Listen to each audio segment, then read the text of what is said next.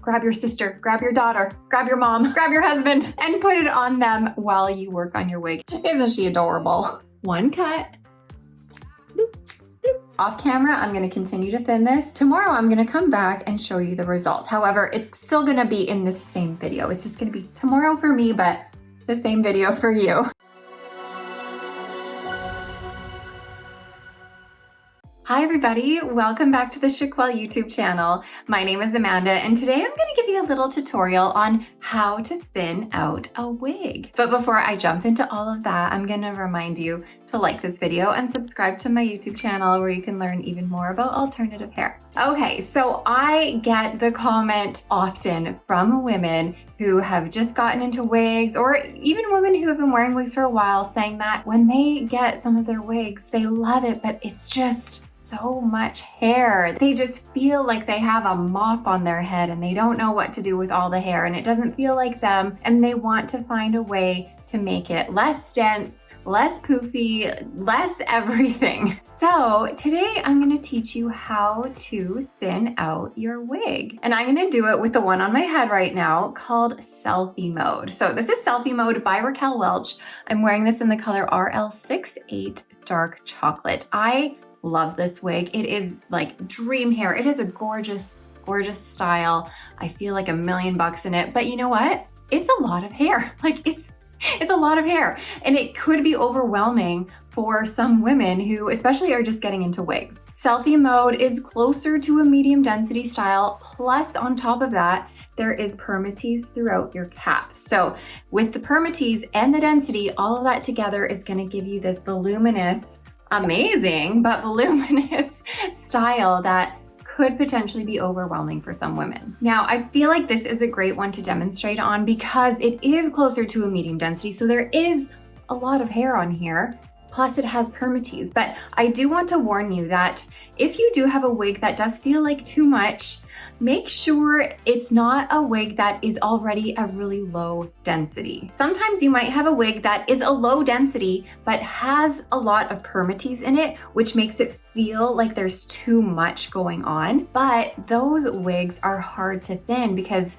they're already a low density. And if you take off any more hair, then you're just still gonna end up with a poof ball on your head with even less hair, and it doesn't look right. And if you thin it out too much, then all you're gonna see is just like poofy permatease with like little scraggly bits on the end, which is never good. So if you have a wig like that, then make sure the thinning that you are doing on that, you start off small and very minimal, and make sure you're checking it out every step of the way so you don't do too much. And I also want to warn you about thinning wigs that are already a low density that have no permatease. Those ones, you still need to be careful and go slowly and do it little by little, because if it is already a pretty low density and it doesn't have any permatease, then the more you thin it, the more visible the wefting is going to start to become. And you're not gonna want to have a wig that is see-through where you can see the wefting or see the cap underneath. So just wanting to warn you before I start that if your wig is already a fairly low density, just proceed with caution and go little by little. But something like Selfie Mode here,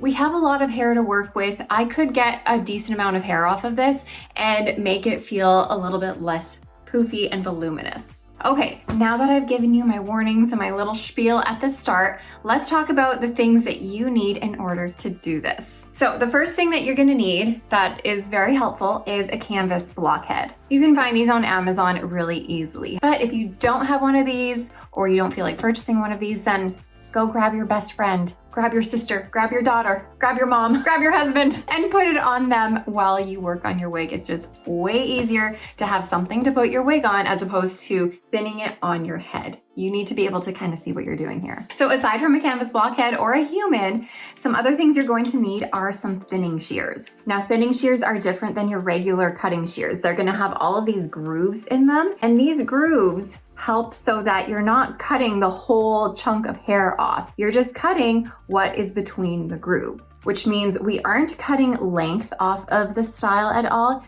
You're just cutting off density and cutting off that bulk. You're also going to need a fine tooth comb. This is what's gonna help us kind of get out all of the hair that we cut off so that it's not stuck in the wig still. And lastly, you're gonna want a clip so that you can clip up your hair and more easily work with your wig. So essentially, we just need 4 things, or 3 things plus a human. But okay, let's get started here. I'm gonna try and be as quick and to the point as I can as I'm doing this. And I'm not gonna make you sit and watch me do the whole thing. I'll try to explain it as I go and then show you sort of in fast motion part of it as I'm doing it so you can kind of get the gist of it. But I won't make you sit and watch the whole thing because that might take too long. Anyways, blah, blah, blah.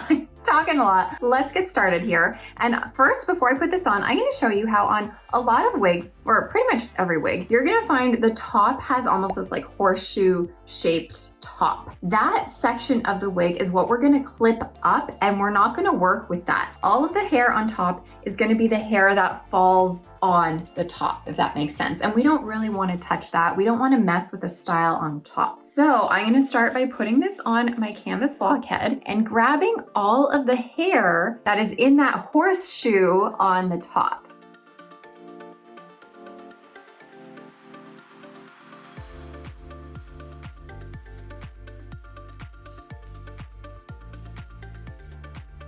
Okay, now that I've grabbed all of the hair on that top horseshoe, we're just gonna twist it and clip it up to get it out of our way while we are working with the rest of the fiber. I'm giving my friend here a cute little top bun situation. Isn't she adorable? Okay, now let the thinning begin. So selfie mode here is an open wefted cap. Any wefted caps, honestly, make thinning really easy because it kind of gives you a little bit of a template to work with because it's in rows. You can work row by row, section by section, and it's just easy to keep track of. So what I'm gonna do is I'm gonna take that top weft. So when I say weft, that means a row of hair. So I'm gonna take that top weft. I'm gonna use my comb to help me find it and bring it out here. And here you can easily see now, I have that top, sorry, my fingers grabbed it all. Okay, I have this top row here of hair that I'm going to work with first. Now, even within this row, you can see that there's kind of 1, 2, 3 sections. I find that my thinning shears, they don't quite cut across 3 sections of hair in one go. So I'm actually gonna take this down to just working with 1, 2 sections. So I'm just gonna get rid of this last section here, take that out so that I can just work with these 2 sections and my thinning shears can easily clamp down on that so we can remove some hair. Okay, so now that I have these 2 sections of the 1 row of wefting here, I'm gonna take my thinning shears and I'm gonna put them right at the root here, like pretty much almost right on top. And I'm gonna do 1 clamp down. Are you ready? Just bloop. Okay, I'm gonna clamp down, I'm gonna lift up and take it away. Just 1 cut, you don't need to do a whole bunch. Once I've done that, I'm gonna take my fine tooth comb and I'm going to comb out all of this hair or all of this fiber so we can get it out of here.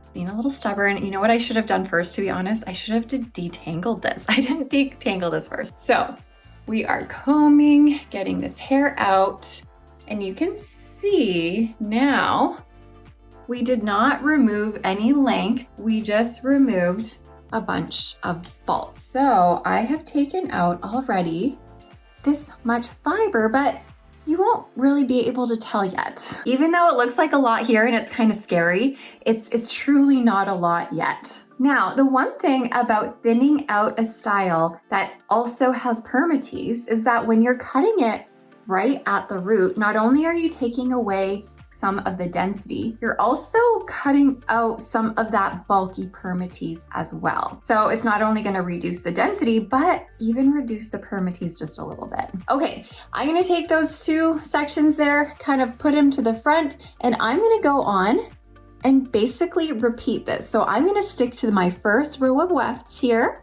or my first row of wefting, and go with my next 2 sections, piece them out. I'm gonna take my thinning shears and I'm gonna do one cut at the root. Okay, hold on, make sure you guys are in focus here, but one cut, let go, take my comb it out, and as we comb it out, we are removing all of that bulk here. So I can grab a whole bunch of extra hair that we just took out. Now I am gonna keep going across the whole top row of wefting until I get around and finish that whole top row. So I'm gonna do that now, and I'm gonna just speed this up so that you can kind of sort of watch me if I can get this in the right position for you. So here I go.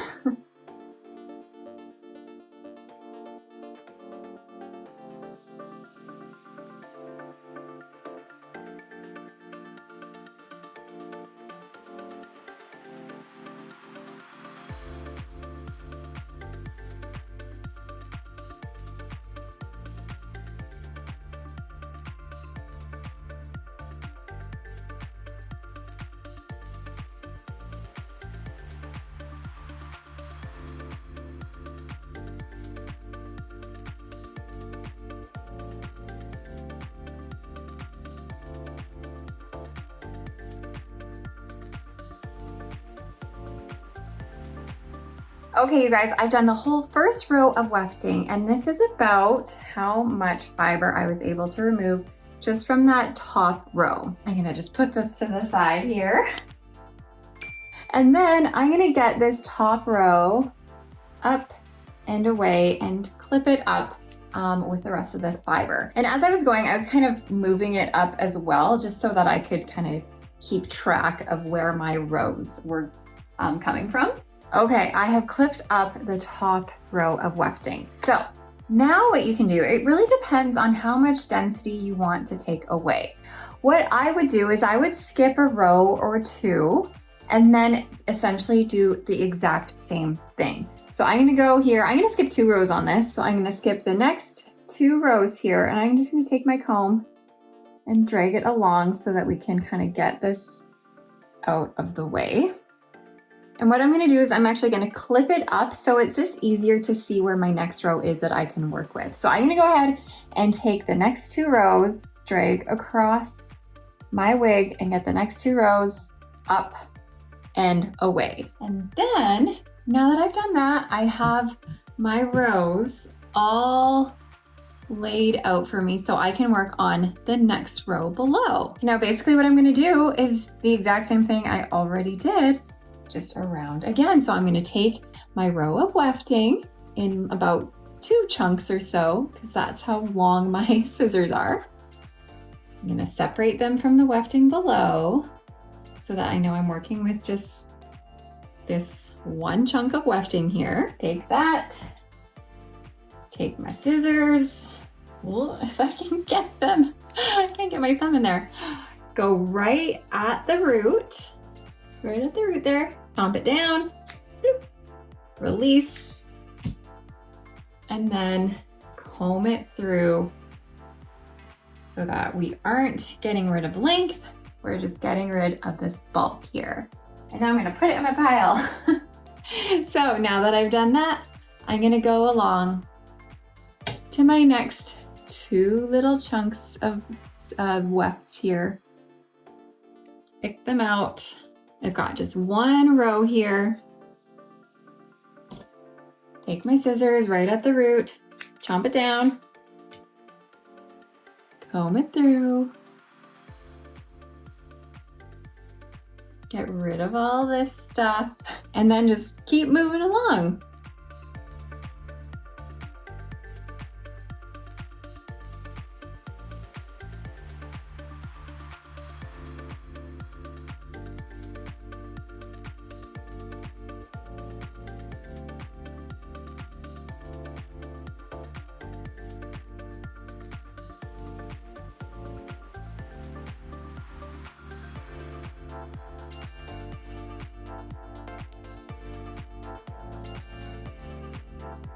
Okay, you guys, I went through that whole row there, which means I'm gonna continue this process again and again. Now, like I said, I'm not gonna make you sit here and watch me do this forever. I think you get the gist of it, but it is actually getting late where I am.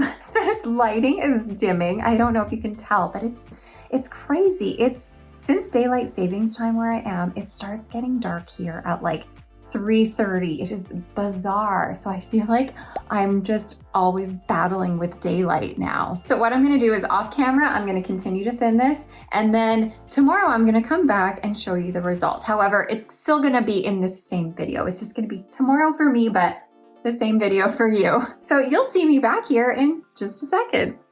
Okay, you guys, I am back. It is the next day. I finished doing all the thinning on this last night, and this is what she looks like. Now, because selfie mode does start off with a lot of hair, you may not see a huge difference. However, I notice a big difference in terms of how light she feels, especially down here. It feels a lot less dense down here.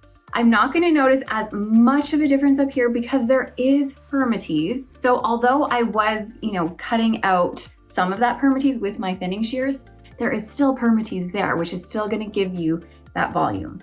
But it is a little bit less, and I do feel a lower density down here. I don't feel like it's as much hair. And now, like I said, I don't know if you guys can notice a difference, but I feel like I notice the difference. And you know what? At the end of the day, that's what matters. It's how you feel in it. I could go back in and I could even remove more density and more bulk. I'm not going to, because remember, at the same time, if you are thinning out a style that has a lot of permatease, but maybe not as much hair, suddenly you're gonna be left with like a little piddly amount of hair with a lot of volume on top, and it just won't work. It won't look right. So you do have to kind of find that balance so you're not thinning it too much. Anyways, I think that is all I have to say. So I hope this was informative. I hope this gives you the confidence to take a style that is maybe too bulky and too dense for you and start working on it. And as always, if you have any questions, feel free to ask them below. Either I or someone lovely in this community, I'm sure, will also be able